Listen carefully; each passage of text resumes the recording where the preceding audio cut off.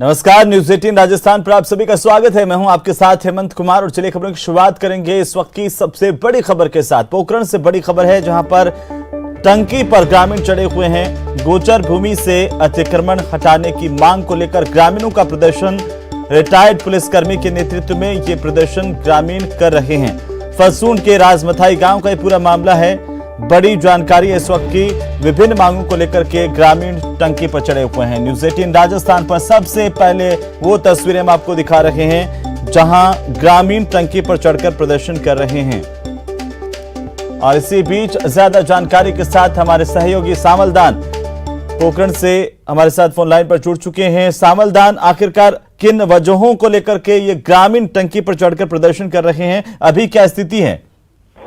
देखिए हेमंत, ग्राम पंचायत राजमथाई का ये पूरा मामला और आबादी वह गोचर भूमि पर भूमाफिया द्वारा लगातार अतिक्रमण किए गए हैं।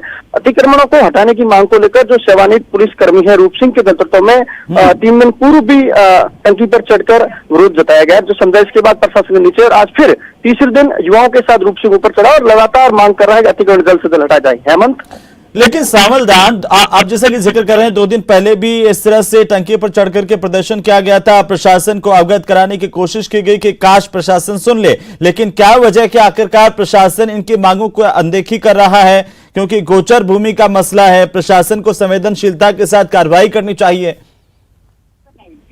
देखिए हेमंत, साफ तौर से देखा जाए तो प्रशासन की पूरी लापरवाही नजर आ रही है। लगातार कई समय से रिटायर्ड पुलिसकर्मी हैं, वो अतिक्रमण हटाने की मांग करा, लेकिन आखिरकार अतिक्रमण नहीं हटाने से युवाओं के साथ टंकी पर चढ़ा और लगातार अपना विरोध जता रहा है। एक ही मांग, एक ही डिमांड है प्रशासन से कि हमारे जो राजमथाई क्षेत्र में ओरन है, गोचर है, तमाम जगह जो अतिक्रमण है उन अतिक्रमणों को समय पर हटाया जाए। हेमंत, लेकिन सावधान, ये कब से अतिक्रमण है, किन की तरफ से अतिक्रमण किया गया, इस बात की कोई जानकारी और प्रशासन के अधिकारियों से कोई बातचीत हुई है कि आखिर क्या वजह है कि अतिक्रमण नहीं हट रहा है?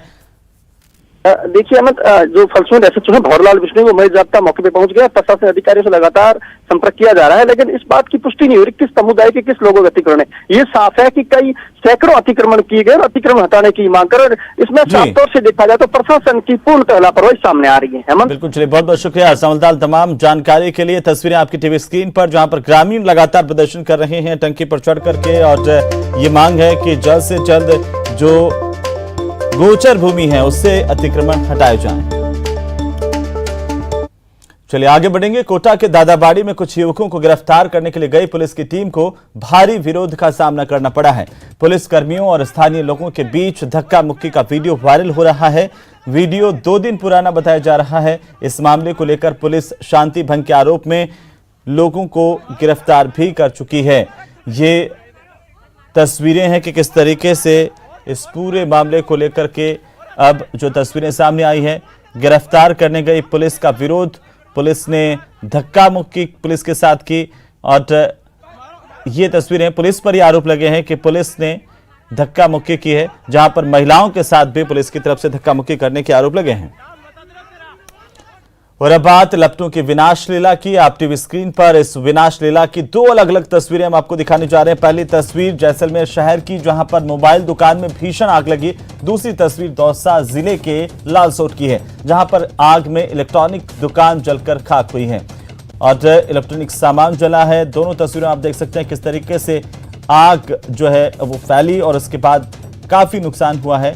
जैसलमेर की तस्वीर भी है, दौसा की भी, जहां पर दोनों ही जगहों पर मोबाइल दुकान में आग लगने से काफी नुकसान हुआ है। तो वहीं जैसलमेर शहर की गुलास्तला रोड पर स्थित एक मोबाइल की दुकान में भीषण आग लगी। आग देखते देखते विकराल रूप धारण करने लगी और जब तक मौके पर दमकल की गाड़ियां पहुंचती तब तक लाखों का सामान जलकर खाक हो गया। यह घटना रात के करीब 3 बजे की बताई जा रही है। यह आग इतनी भीषण थी कि दमकल की गाड़ियों को आग पर काबू पाने के लिए कड़ी मशक्कत करनी पड़ी। जैसलमेर की तस्वीरें हैं जहां पर लाखों का सामान जलकर खाक हुआ है। जानकारी के मुताबिक शॉर्ट सर्किट की वजह से आग लगी। हालांकि जैसे ही जानकारी मिली दमकल की गाड़ियां मौके पर पहुंची, इस आग पर काबू पा लिया गया। आग लगभग सुबह के 3 साढ़े 3 बजे की बात आग लगी थी। तब होमगार्ड पे ड्यूटी कर रहे 2 जवानों ने सामने वाले पड़ोसियों को सूचना दी। उन पड़ोसियों ने पता करके हमारा नंबर लेके हमें सूचना दी। आधे घंटे तक हमें सूचना मिल चुकी थी। हम जैसे ही आधे घंटे तक यहाँ पे आए, 4 बजे तक आसपास हमने शटर खोला तो दुकान में वहीं बारां शहर में प्रमुख मार्गों से लेकर चौराहों पर मवेशियों की समस्या का समाधान नहीं हो पाया है। मवेशी जिला अस्पताल परिसर से लेकर के वार्डों तक पहुंचने लगे हैं, जिससे कि मरीजों के चोटिल होने से लेकर इन्फेक्शन का खतरा भी लगातार बढ़ रहा है। वर्तमान में हालात यह है कि जिला अस्पताल के कई वार्डों में मवेशी भीतर तक पहुंच रहे हैं। इससे मरीजों को सींग मारने से घायल होने की आशंका भी बनी रहती है और इस मामले पर अस्पताल प्रशासन ने अब तक कोई ठोस कदम नहीं उठाया है। ये तस्वीरें देख के अंदाजा लगाइए कि ये अस्पताल की ही तस्वीरें हैं, किसी चारागाह भूमि की तस्वीरें नहीं है या फिर पशुओं की सैरगाह की तस्वीर नहीं है। लेकिन इसके बावजूद भी पशु यहां पर अस्पताल में बेरोक टोक घुसते हैं, ना केवल घुसते हैं बल्कि वार्डों तक का चक्कर लगा लेते हैं कई बार। इससे परेशानी मरीजों की लगातार बनी हुई है, लेकिन अस्पताल प्रबंधन है कि आंखें मूंदे हुए हैं। और इसी बीच बड़ी खबर हम आपको बता दें, मुख्यमंत्री अशोक गहलोत राजस्थान के बिजली घरों के लिए कोयले की आपूर्ति के संबंध में आज रायपुर में छत्तीसगढ़ के मुख्यमंत्री भूपेश बघेल से मुलाकात करेंगे। गौरतलब है कि राजस्थान में थर्मल बिजली के उत्पादन के लिए जरूरी कोयले के लिए मुख्यतः छत्तीसगढ़ पर राजस्थान निर्भर है। भारत सरकार ने राजस्थान को 2015 में 4340 मेगावाट बिजली उत्पादन की इकाइयों के लिए छत्तीसगढ़ के पारसा ईस्ट कांटा बासन में 15 MTPA और पारसा में 5 MTPA क्षमता के कोल ब्लॉक आवंटित किए थे, जिनमें से पारसा ईस्ट कांटा बासन कोल ब्लॉक के प्रथम चरण में खनन इस महीने पूरा हो चुका है और यहां से राजस्थान को कोयले की आपूर्ति अब नहीं हो सकेगी, जिससे बिजली संकट पैदा हो सकता है। केंद्रीय वन पर्यावरण एवं जलवायु परिवर्तन मंत्रालय और कोयला मंत्रालय की तरफ से पारसा कोल ब्लॉक से राजस्थान को कोयले की आपूर्ति के लिए आवश्यक स्वीकृतियां तो दे दी गई हैं। अब दूसरे चरण में वन विभाग से संबंधित स्वीकृतियां छत्तीसगढ़ सरकार के सामने विचाराधीन हैं और माना जा रहा है कि मुख्यमंत्री का दौरा अपने आप में काफी महत्वपूर्ण है। जब दोनों मुख्यमंत्रियों के बीच में बातचीत होगी तो इसका समाधान निकलेगा और जो छत्तीसगढ़ सरकार में स्वीकृतियां अटकी हुई हैं वो भी निकल पाएंगी। राजस्थान में मुख्य रूप से बिजली का जो हमारा उत्पादन होता है वो थर्मल प्लांट्स के माध्यम से होता है और उसमें कोयला आधारित इकाइयाँ जो है उसमें जो कोयले की आवश्यकता होती है उसमें अधिक बड़ा पार्ट जो है वो भारत सरकार के केंद्रीय कोयला मंत्रालय के द्वारा छत्तीसगढ़ में हमारे राजस्थान के लिए कोल माइंस आवंटित है। अभी जो कोल माइंस चल रही है उसमें लगभग कोयला समाप्त होने की स्थिति बनी हुई है और जो सेकंड माइंस हैं कोल की जो हमारे स्टेट के लिए आवंटित है उसकी माइनिंग से संबंधित सारी प्रक्रियाएं पूरी कर ली गई है। उस माइंस को स्टार्ट करने से पहले छत्तीसगढ़ गवर्नमेंट के द्वारा हमें अनुमति की आवश्यकता है और उसके लिए लगातार मुख्यमंत्री जी छत्तीसगढ़ सरकार से संपर्क में है। आज संभवतः मुख्यमंत्री महोदय का छत्तीसगढ़ जाने का कार्यक्रम है। छत्तीसगढ़ के मुख्यमंत्री जी से मुलाकात भी होगी और जो हमारे कोयले की समस्या है उसके समाधान के लिए बात की जाएगी और हमें पूरा विश्वास है कि छत्तीसगढ़ सरकार के द्वारा राजस्थान सरकार की जो माइंस है उसको जल्दी से जल्दी चालू करने की अनुमति दे दी जाएगी। देखिए कोयला मुख्य रूप से मैंने जैसा बताया कि छत्तीसगढ़ से आता है, उसके अलावा जो हमारे दूसरे सोर्सेज हैं हम इंपोर्ट के माध्यम से भी अभी हमने कोयला लेने का निर्णय किया है और कोयला मंत्रालय से भी हमने ये मांग की है कि राजस्थान को अतिरिक्त कोयला दिया जाए राजस्थान की आवश्यकता को ध्यान में रखते हुए। तो मैं समझता हूँ कि कोयले की जो कमी अभी। और इसी खबर पर हमारे साथ जुड़ रहे हैं राजस्थान के ऊर्जा मंत्री भंवर सिंह भाटी। भंवर सिंह जी, स्वागत है आपका।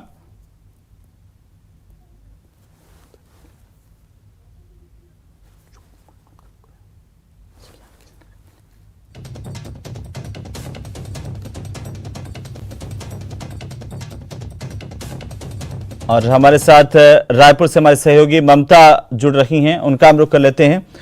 ममता, आज राजस्थान के मुख्यमंत्री अशोक गहलोत रायपुर पहुंच रहे हैं। क्या छत्तीसगढ़ के मुख्यमंत्री और राजस्थान के मुख्यमंत्रियों के बीच जो मुलाकात हो रही है वो किस मायने में अहम मानी जा रही है? बिल्कुल, देखिए 2 बजे जो है वो गहलोत यहाँ पे पहुंचेंगे, राजस्थान के मुख्यमंत्री यहाँ पर पहुंचेंगे और उसके बाद में यहाँ पर सीएम हाउस जाएंगे और मुख्यमंत्री भूपेश बघेल के साथ में उनकी बैठक होगी। ये बैठक इसलिए भी बहुत मायने रखती है क्योंकि ऊर्जा विभाग को लेकर यहाँ पर बैठक होगी और कोयले की कमी को लेकर और किस तरह से दोनों राज्य जो है वो आपस में समन्वय के जरिए चीजों को आगे चलकर सॉल्व कर सकते हैं। खासतौर पर अगर हम बात करें कोयले के मसले को लेकर, पिछले दिनों में जो एक तरह से कहें कि हल्की फुल्की जो तकरार जैसी स्थिति भी सामने आई थी, हालांकि बाद में कहा गया था कि ऐसी कोई चीज नहीं है और सोनिया गांधी से भी मुलाकात जो है दोनों राज्यों के मुख्यमंत्री ने की थी और बैठक भी हुई थी। आज इसी मसले पर यहाँ पर जो मुख्यमंत्री भूपेश बघेल के साथ में बैठक होगी। जी, लेकिन ममता, लगातार राजस्थान के जो अधिकारी हैं वो भी वहां पर गए हैं, रायपुर में बातचीत हुई है, वहां के अधिकारियों के साथ भी उन्होंने बातचीत की। आखिर ये स्वीकृतियों का मसला क्यों अटका हुआ है अभी तक? बिल्कुल, देखिए अगर हम बात करें तो पहले छत्तीसगढ़ भी जो है वो कोयले की कमी से जूझ रहा है और जो दोनों राज्यों के बीच जो मसले हैं उसको लेकर भी ये सवाल किया गया था। तब मुख्यमंत्री भूपेश बघेल ने कहा था कि केंद्र के सामने जो है वो लगातार इस बात को रखा जा रहा है, लेकिन कहीं ना कहीं केंद्र की जो गलत नीतियां हैं उनका कहना था कि उसके चलते जो है इस तरह की दिक्कतें हो रही है। चाहे छत्तीसगढ़ की बात करें चाहे राजस्थान के मसले को लेकर उनका कहना था और आज ये बैठक होगी और जिस तरीके से पहले भी कुछ मसलों को लेकर अगर हम बात करें तो छत्तीसगढ़ सरकार और राजस्थान सरकार के बीच में लगातार बातचीत चल रही है।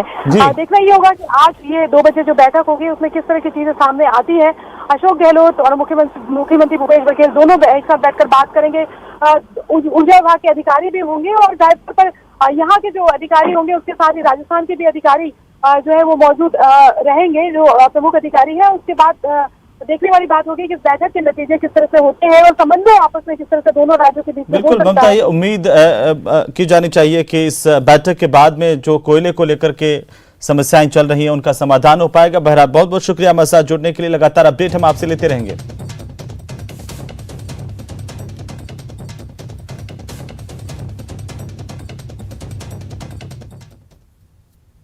चलिए आगे बढ़ेंगे। राजस्थान विधानसभा में आज सर्वश्रेष्ठ विधायकों का सम्मान किया गया। साल 2019 के लिए विधायक ज्ञानचंद पारख, साल 2020 के लिए विधायक संयम लोढ़ा और साल 2021 के लिए विधायक बाबूलाल खराड़ी और विधायक मंजू देवी मेघवाल को सम्मानित किया गया। कार्यक्रम के मुख्य अतिथि पश्चिम बंगाल के राज्यपाल जगदीप धनखड़ रहे। इस मौके पर राष्ट्रमंडल संसदीय संघ की राजस्थान शाखा के तत्वावधान में संसदीय लोकतंत्र के उन्नयन में राज्यपाल एवं विधायकों की भूमिका विषय को लेकर एक सेमिनार का आयोजन भी किया गया। इस दौरान सीएम अशोक गहलोत, संसदीय कार्य मंत्री शांति धारीवाल और नेता प्रतिपक्ष गुलाब चंद कटारिया समेत कई दिग्गज मौजूद रहे।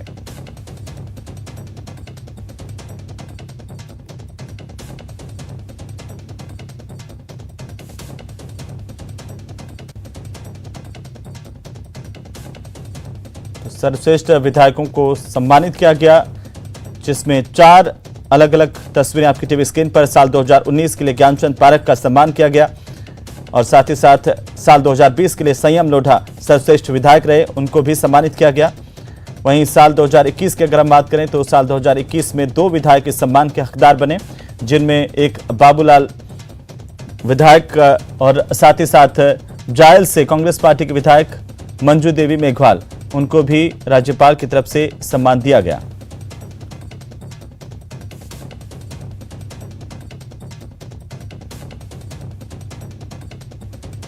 डॉक्टर सीपी जोशी जी ने जिस विषय का चयन किया है वो अत्यंत चुनौतीपूर्ण है। Role of governor and the legislators in furtherance of parliamentary democracy, इसका सामयिक महत्व भी है। कोई दिन नहीं जाता जब ये पीड़ा मैं महसूस नहीं करता हूं, तो मैं मानकर चलता हूं विधायकों की भी पीड़ा होगी जो महसूस करते होंगे। डॉक्टर सीपी जोशी जी को मैं धन्यवाद इसलिए भी देना चाहता हूं कि विषय के चयन में उन्होंने भारत की संविधान की मूल भावना को दर्शाया है। हमारे मन में कल्पना थी कि संसदीय लोकतंत्र के 3 स्तंभ हैं, कार्यपालिका, न्यायपालिका और विधायिका। कार्यपालिका के संबंध में आप भी इस बात को मानेंगे कि गवर्नर की भूमिका दोहरी भूमिका है। एक तरफ गवर्नर कार्यपालिका के रूप में अपने कर्तव्य का निर्वहन करता है, दूसरी तरफ विधायिका के कामों के अंदर भी गवर्नर की भूमिका है, चाहे विधानसभा को बुलाना हो, चाहे सत्र को समाप्त करना हो, चाहे ऑर्डिनेंस के माध्यम से ऑर्डिनेंस के लिए साइन करना हो, चाहे फाइनेंस बिल जो असेंबली में आता है उस पर कंसर्न लेना हो, ये गवर्नर की एक भूमिका है। सीपी जोशी जी ने वास्तव में राष्ट्रमंडल संसदीय संघ जो बना हुआ है राष्ट्रीय अंतर्राष्ट्रीय स्तर पर, उसमें जिस रूप में इसको एक्टिव किया, उन्होंने खुद ने भी बताया किस प्रकार से कितने लोग यहाँ पर आए, अपने विचार व्यक्त किए, ये नई परंपरा शुरू हुई। और उसी प्रकार से डॉक्टर सीपी जोशी जिस प्रकार से निष्पक्ष होकर संचालन कर रहे हैं विधानसभा के अंदर अध्यक्ष के रूप में, वो भी तारीफ के काबिल है।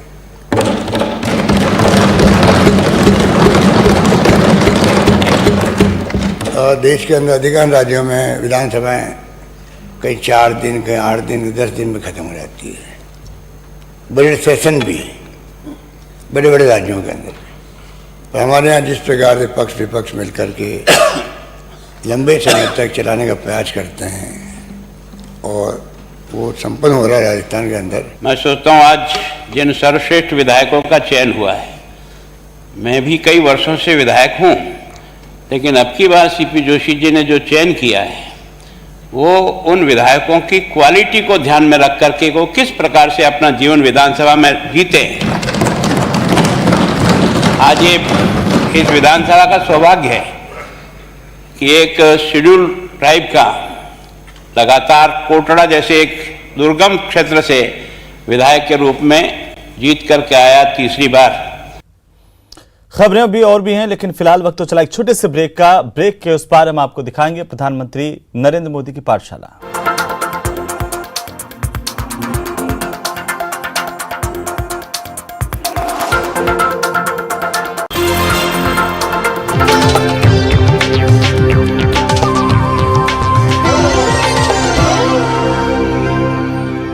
तो चलिए ब्रेक के बाद एक बार फिर से आपका स्वागत है। आज दोपहर 3 बजे से सदन की कार्यवाही शुरू होगी। इस वक्त की बड़ी खबर हम आपको बता दें, विधानसभा में आज प्राइवेट मेंबर बिल डे है।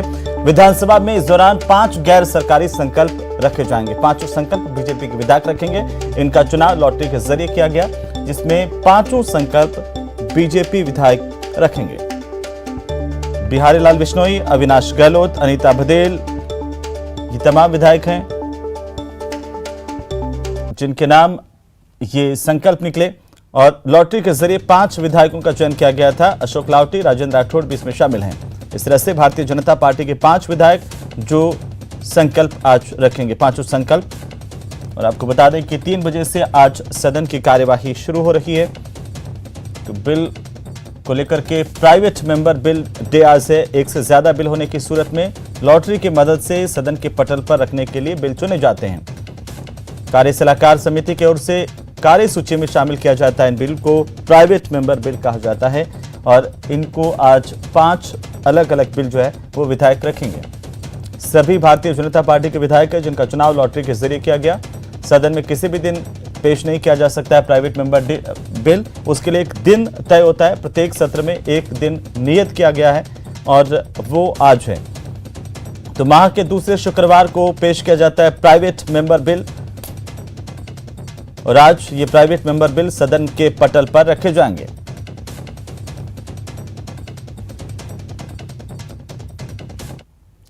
तो वहीं राजस्थान के बीजेपी सांसदों से आज प्रधानमंत्री नरेंद्र मोदी ने ब्रेकफास्ट पर अपने आवास पर मुलाकात की है। इस मुलाकात के दौरान प्रधानमंत्री ने कई बिंदुओं पर सांसदों के साथ चर्चा की।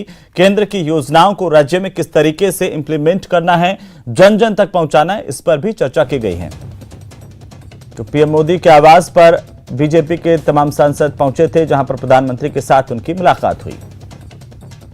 प्रधानमंत्री नरेंद्र मोदी के आवास पर आज राजस्थान बीजेपी के सांसदों की बैठक चल रही थी। प्रधानमंत्री ने राजस्थान के जो सांसद हैं बीजेपी के, उनको ब्रेकफास्ट पर बुलाया था और अब ये बैठक खत्म हो चुकी है।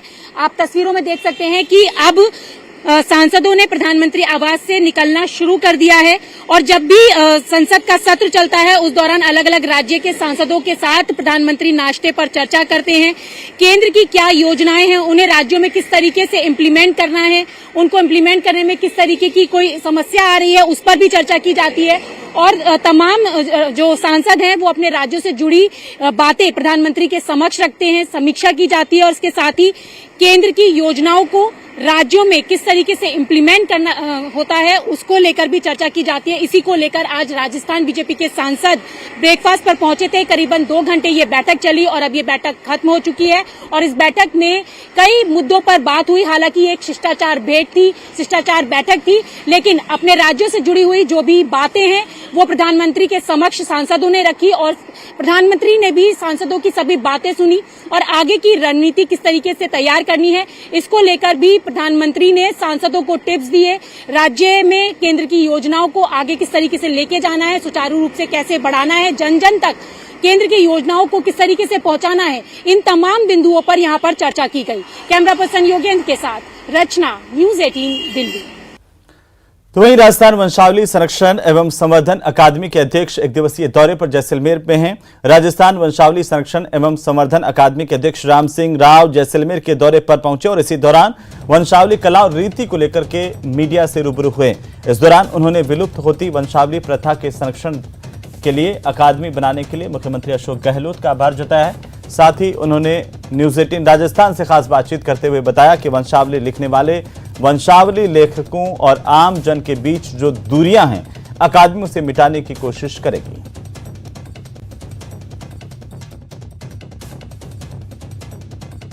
वंशावली संरक्षण एवं संवर्धन अकादमी के अध्यक्ष राम सिंह राव जैसलमेर दौरे पर है और हम उनसे खास बातचीत करने के लिए आए हैं।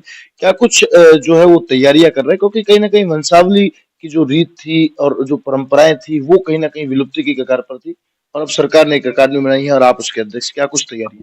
जी, मैं इस अकादमी के गठन के लिए हमारे राजस्थान के यशस्वी मुख्यमंत्री आदरणीय जननायक अशोक गहलोत साहब का धन्यवाद ज्ञापित करना चाहूंगा कि वर्षों से उपेक्षित इस वंश लेखक समाज को एक नया जीवन प्रदान किया है। और इसी बीच बड़ी जानकारी, 19 लाख का सोना बरामद किया गया जयपुर एयरपोर्ट से। आपको बता दें कि कस्टम विभाग ने बड़ी कार्रवाई की है। 19 लाख रुपए की तस्करी का सोना यहां पर जब्त किया गया है। सांगानेर एयरपोर्ट पर कस्टम विभाग ने बड़ी कार्रवाई की है। दुबई से तस्करी का सोना लाया जा रहा था, जूतों में छिपा करके तस्करी की जा रही थी और लिक्विड फॉर्म में इस सोने को जूतों के भीतर भरा गया था। इसे लेकर के कस्टम विभाग ने बड़ी कार्रवाई की है। तस्वीरें आपकी टीवी स्क्रीन पर किस तरीके से तस्कर तस्करी के अलग अलग तरीके खोजते हैं और जो कस्टम विभाग है वो उनको नाकाम करता है। कस्टम विभाग की ओर से आरोपी की गिरफ्तारी की गई है। सोना लेने वाले और देने वाले को भी दबोचा गया है। कस्टम अधिकारी आरोपी यात्रियों से पूछताछ कर रहे हैं। एक्सक्लूसिव तस्वीरें आपकी टीवी स्क्रीन पर न्यूज़ 18 राजस्थान पर सबसे पहले, और तस्वीरों के जरिए आप देख सकते हैं किस तरीके से सोने को जूतों के भीतर छिपाया गया था। लिक्विड फॉर्म में सोना लेकर के यहां तक पहुंच गए थे। 19 लाख रुपए का करीब सोना बताया जा रहा है, जिसे अब कस्टम विभाग ने जब्त कर लिया है। तो लिक्विड फॉर्म में ये सोना कस्टम विभाग की ओर से अब जब्त किया गया है। साथ ही साथ यहां से जो यात्री बाहर जा रहे थे और एयरपोर्ट से बाहर निकल करके जिनसे मुलाकात कर रहे थे, उनकी गिरफ्तारी भी हुई है। करीब 19 लाख रुपए का सोना कस्टम विभाग की ओर से जब्त किया गया है।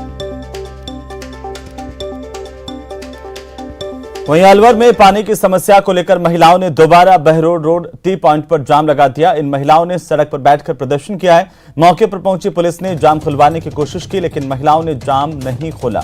आपको बता दें कि बुद्ध विहार वार्ड संख्या 1 में पिछले 15 दिनों से पानी की किल्लत हो रही है, जिसके चलते लोगों को काफी परेशानी का सामना करना पड़ रहा है। महिलाओं का यह आरोप है कि जलदाय विभाग के अधिकारी समस्या के समाधान का भरोसा देने के बावजूद पानी की समस्या जस की तस बनी हुई है। तो अब महिलाओं का आक्रोश देखने को मिल रहा है, उनकी समस्या का समाधान नहीं होने के चलते, और पानी की किल्लत को लेकर के महिलाओं ने सड़क पर प्रदर्शन किया है, सड़क पर जाम लगा करके नारेबाजी की है और साथ ही साथ जल्द से जल्द पानी की समस्या को सुलझाने की मांग की है। पानी के लिए बैठे हैं, सुबह 7 बजे से पानी नहीं आ रहा, 15 दिन से खूब प्रशासन ने कह दाब ले, पानी नहीं है, पानी नहीं है। तो अब आज पानी आएगा तभी उठेंगे। सुबह से बैठे हैं, चाहे शाम हो जाओ चाहे कल हो जाओ, यही बैठेंगे। अब 1 महीना हो गया पानी आए, पता टैंकर भी गिराए तो खातर गिराए।